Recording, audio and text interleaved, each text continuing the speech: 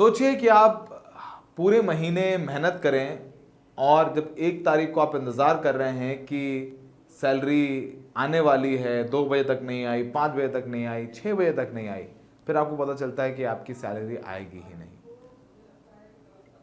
Salary तो नहीं आई, चलिए वो भी बुरी चीज़ है, लेकिन उससे ज़्यादा बुरा है पेंशन नहीं आना।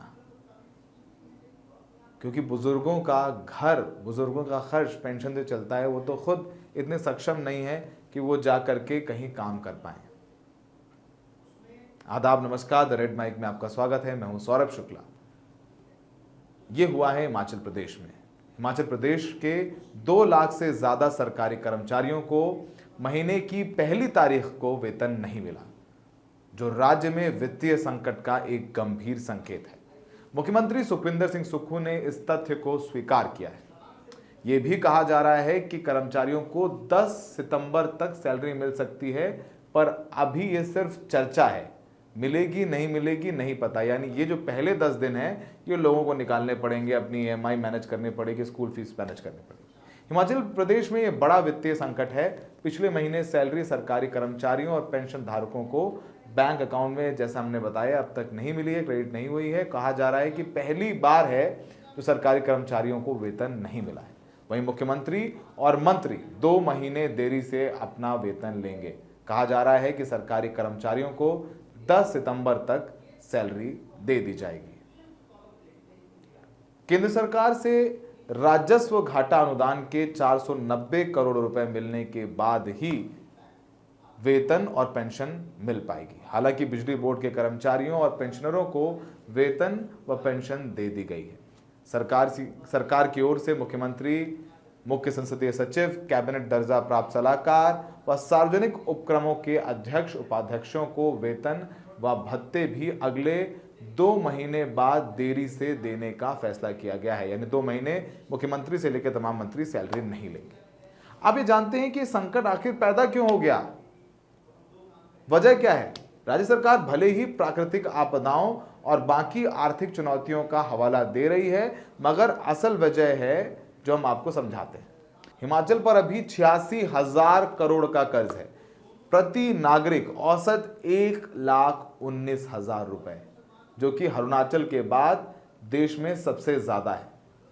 सरकार के बजट का ज्यादातर हिस्सा सैलरी, पेंशन और कर्ज अदायगी पर खर्च हो जाता है। यानी 58,444 करोड़ में से 42,000 करोड़ से ज्यादा इसी मद में खर्च हो रहे हैं। सरकार पर कर्मचारियों और पेंशन भोगियों का 10,000 करोड़ से ज्यादा का बकाया है। अब कर्ज की वजह समझिए। मुफ्त की योजनाएं जैसे 350 यूनिट मुफ्त बिजली, जिससे 18,000 करोड़ का बोझ का अनुमान है। महिलाओं को 1,500 रुपए हर महीने की मदद, इससे भी सरकारी खजाने को अच्छा खासा बोझ पड़ा है। ओवरड्राफ्ट लिमिट में कमी हो गई है। रेवेन्यू डेफिसिट ग्रांट भी कम हो गई है। यानी सरकार से मिलने वाली मदद, लोन की लिमिट भी सरकार अधिकतर इस्तेमाल कर चुकी है। GST रिइंबर्समेंट बंद हो चुका है। वाटर सेस को कोर्ट असंवैधानिक बता चुका है। इससे भी करीब 4,000 करोड़ की आमदनी बंद हो गई है। तो वहीं आपदा भी एक बहुत बड़ी वजह है। आपको बताएं कि जब सरकार आई थी तो वादे किए थे मैनिफेस्टो में कि पुरानी पेंशन योजना बहाल की जाएगी, उसमें भी पैसा खर्च हो रहा है। महिलाओं को 1,500 रुपए दिए जाएंगे, उसमें भी पैसा खर्च हो रहा है। और ये भी कहा जा रहा है कि केंद्र सरकार से जो GST का भुगतान होना है वो नहीं हो पा रहा है। अब वो शायद 600 करोड़ रुपए का है जो 5 तारीख को मिलेगा। यानी जब 600 करोड़ रुपए केंद्र सरकार से मिलेगा हिमाचल प्रदेश सरकार को, तभी जाकर के हिमाचल प्रदेश सरकार अपने कर्मचारियों को वेतन दे पाएगी और पेंशन दे पाएगी।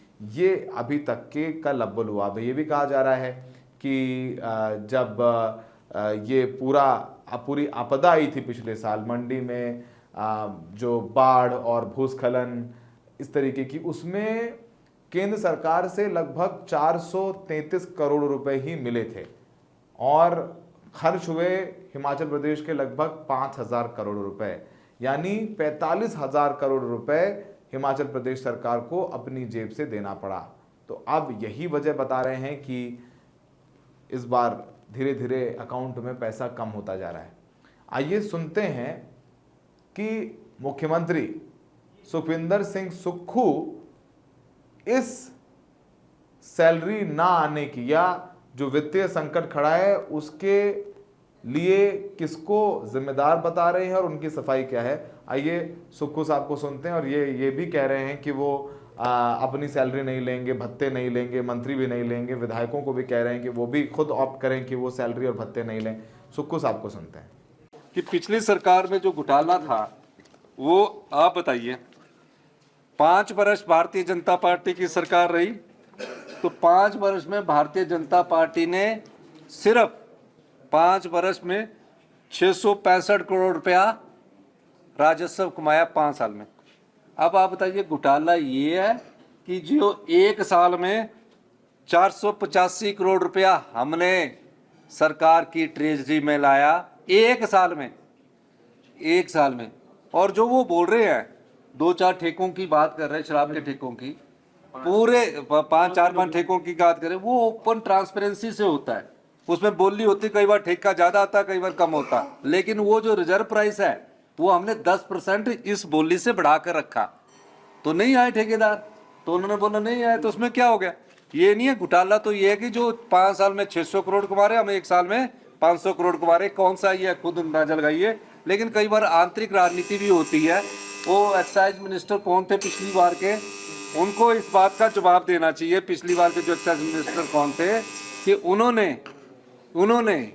उन्होंने 5 साल में सिर्फ 600 करोड़ कमाए, हमने 1 साल में 500 करोड़ कमाए। और इस साल भी, क्योंकि पिछली बार के बाद इस साल भी जो अभी आंकड़े आ रहे हैं 150 करोड़ रुपए कमा रहे हैं। और एक और मैं बताऊं, उसमें 116 करोड़ रुपए मिल्क सेस के भी कमाए। तो आपने सुक्खू साहब को सुना जो कह रहे हैं कि उन्हें ये जो कर्ज है वो बीजेपी से मिला है, यानी जो सरकार पहले थी वो जयराम ठाकुर की सरकार थी, उससे कर्ज उनको मिला है और वो बढ़ता जा रहा है। लेकिन कर्ज बीजेपी की सरकार पर भी था, तो पर कभी तो ऐसा नहीं हुआ कि सैलरी ही ना दे पाए हो आप, पेंशन ही ना दे पाए हो आप। इस मामले को लेकर के विपक्ष भी हमलावर है। जयराम ठाकुर जो पूर्व मुख्यमंत्री हैं और नेता विपक्ष हैं सदन में, उन्होंने भी कांग्रेस की सुक्खू सरकार पर जमकर निशाना साधा है। आइए सुनते हैं।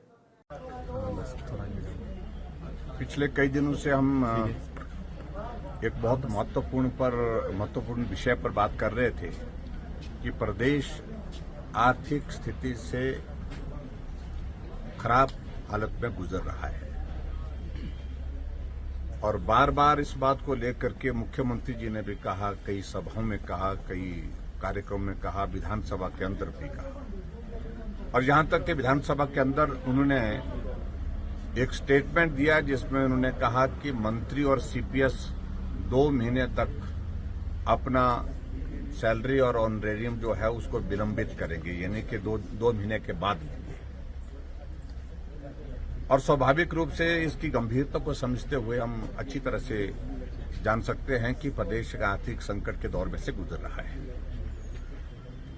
और आज 2 तारीख है महीने की, सितंबर की 2 तारीख है। सैलरी 1 तारीख को ही कर्मचारियों को और पेंशनर्स को पेंशन मिल जाती है। लेकिन बहुत लंबे समय, मुझे याद नहीं पहले कब ऐसा हुआ है, जबकि 2 तारीख होने के बावजूद भी अभी तक कर्मचारियों को सैलरी नहीं मिल पाई और जो पेंशनर्स हैं, पेंशनर्स को पेंशन नहीं मिल पाई। अब ये चर्चा तो होगी ही कि जो मैनिफेस्टो बन रहे हैं, जो चुनावी वादे किए जा रहे हैं, क्या वो इस तरीके से किए जा रहे हैं कि जो सरकार की आमदनी है और सरकार का खर्चा है उसमें बैलेंस बना रहे। सरकार की आमदनी है और सरकार के पास पैसा है कोष में, फंड्स में, तो पुरानी पेंशन दी जाए, वो योजना बहाल की जाए। यानी अगर आप ये वादे कर भी रहे हैं तो वो वादे पूरे कैसे करेंगे, इसकी भी ठोस रणनीति लेकर के इन सरकारों को आना पड़ेगा, नहीं तो हिमाचल जैसा हाल कई और राज्यों में भी हो सकता है। इसलिए वादे करें मैनिफेस्टो में राजनीतिक दल, लेकिन जो वादों में पैसा लगने वाला है उसका भी इंतजाम कर लें। हमें देखने के लिए बहुत बहुत शुक्रिया।